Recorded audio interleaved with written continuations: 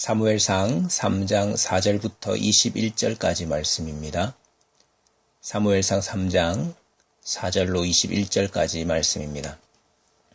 여호와께서 사무엘을 부르시는지라 그가 대답하되 내가 여기 있나이다 하고 엘리에게로 달려가서 이르되 당신이 나를 부르셨기로 내가 여기 있나이다 하니 그가 이르되 나는 부르지 아니하였으니 다시 누우라 하는지라. 그가 가서 누웠더니 여호와께서 다시 사무엘을 부르시는지라.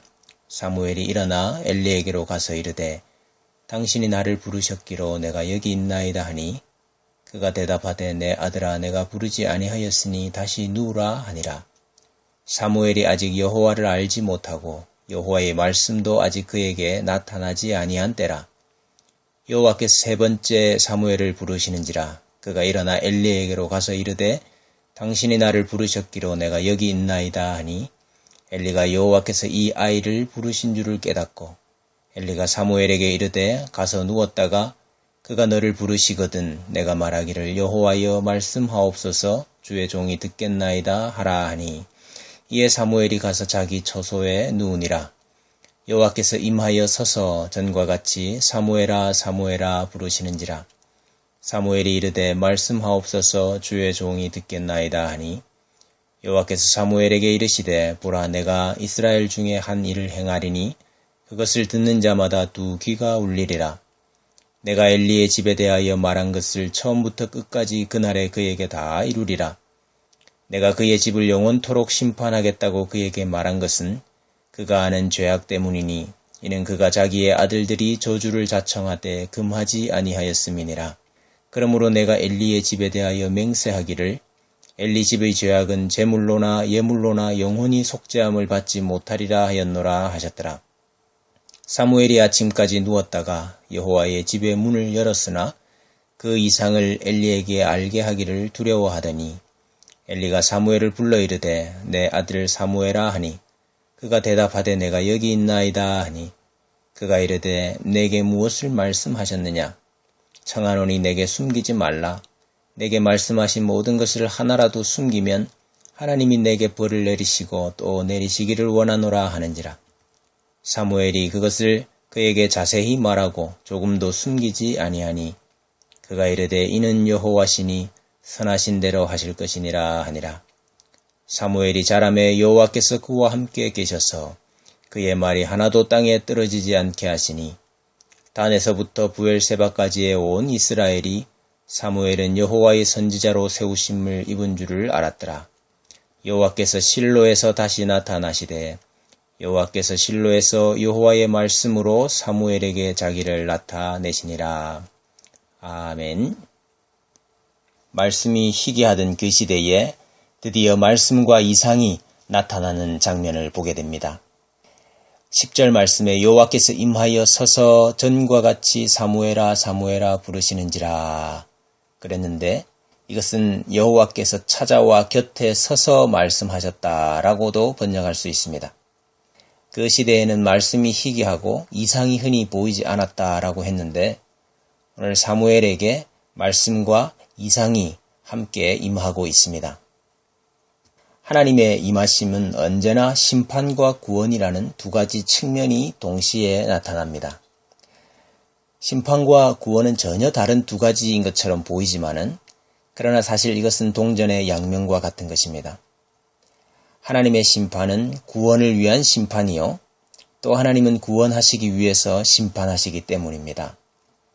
하나님의 말씀과 이상이 드러난 오늘 본문에서도 하나님의 심판과 구원이 함께 나타나고 있습니다. 그렇다면 하나님의 심판이 어떻게 드러나고 있습니까?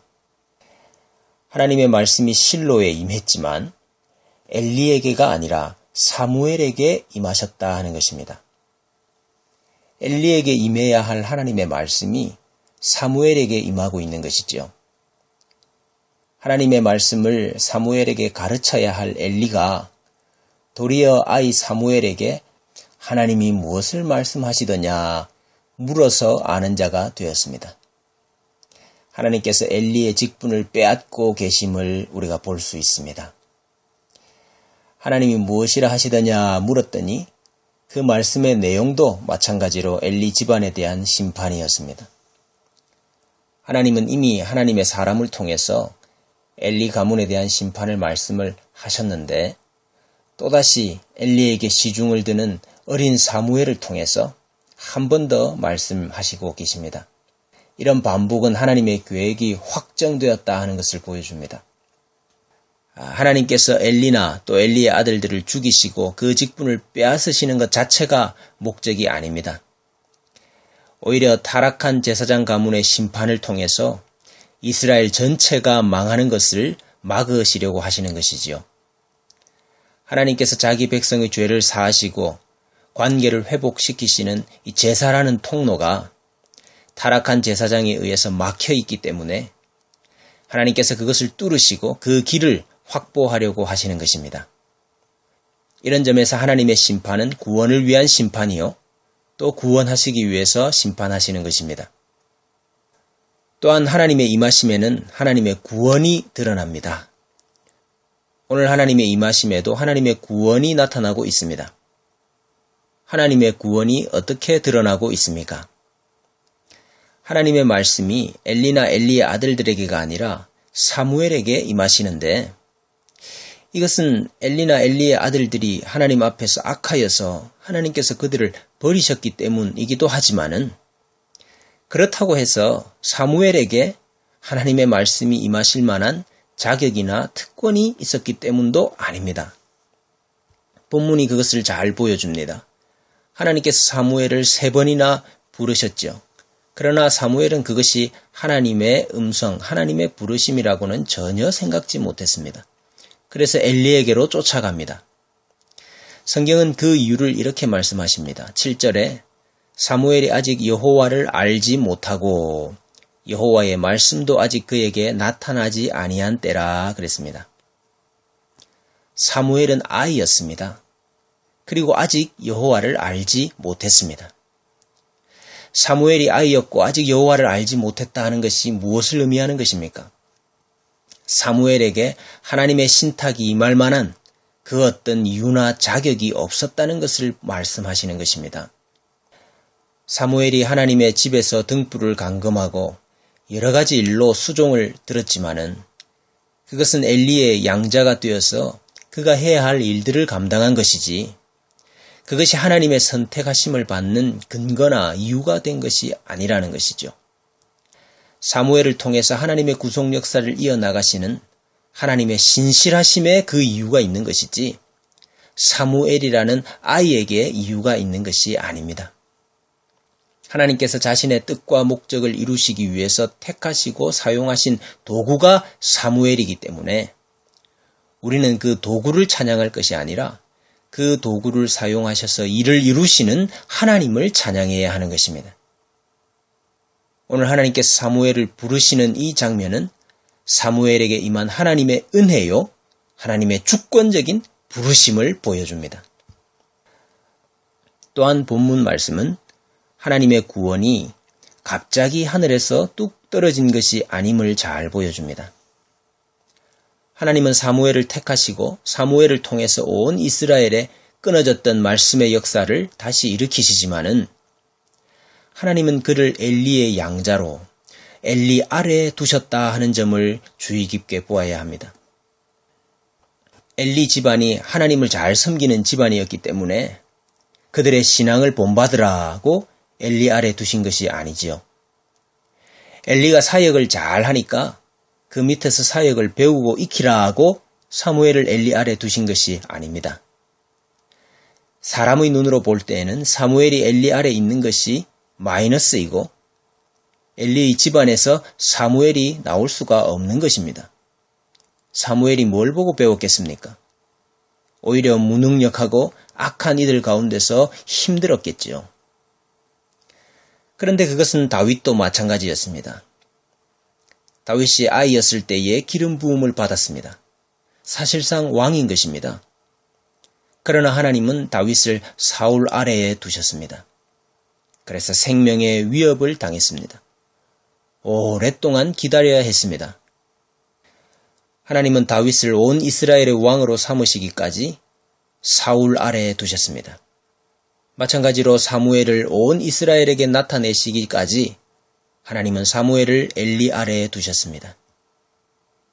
이것은 하나님의 사람들의 고난이고 메시아의 고난이기도 하지만은 동시에 이것이 바로 하나님께서 일하시는 방식이요, 자기 구원을 이루시는 방법인 것입니다. 다윗은 스스로의 힘으로 왕이 되지 않았습니다. 사울을 죽일 기회가 있었지만은 또 자신을 따르는 사람들이 하나님께서 그를 당신의 손에 주신 기회라고 말했지만 그는 오히려 사울의 옷자락을 벤 것을 자책했습니다. 어떻게 엘리가 이럴 수 있는가? 엘리의 아들들이 어떻게 이럴 수 있는가? 사무엘이 분연히 일어나 엘리 가문을 개혁한 것이 아닙니다. 사무엘이 분연히 일어나 엘리 가문을 개혁한 것이 아닙니다. 구원이 하나님께 속하였다 하는 것을 믿으십니까? 그렇다면 그 때와 방법도 하나님께 속한 것입니다. 하나님의 시간표가 있습니다. 거기에는 언제나 오랜 시간과 고난과 인내가 요구됩니다. 베드로전서 5장 5절에 젊은 자들아 장로들에게 순복하라. 하나님의 능하신 손 아래에서 겸손하라. 때가 되면 너희를 높이시리라 그랬습니다. 하나님의 능하신 손 아래에서 겸손하라. 때가 되면 너희를 높이시리라. 이 말씀은 하나님의 때와 방법이 있다 하는 것입니다. 하나님의 시간표가 있다 하는 것입니다. 그리고 그 하나님의 시간표 안에는 우리의 오랜 고난과 인내를 요구하시는 하나님의 뜻과 방법이 담겨져 있습니다. 이 말씀을 따라 겸손함으로 우리 인생 가운데 하나님의 뜻만이 이루어지기를 소원하며 기다리는 믿음의 사람들이 되어야겠습니다.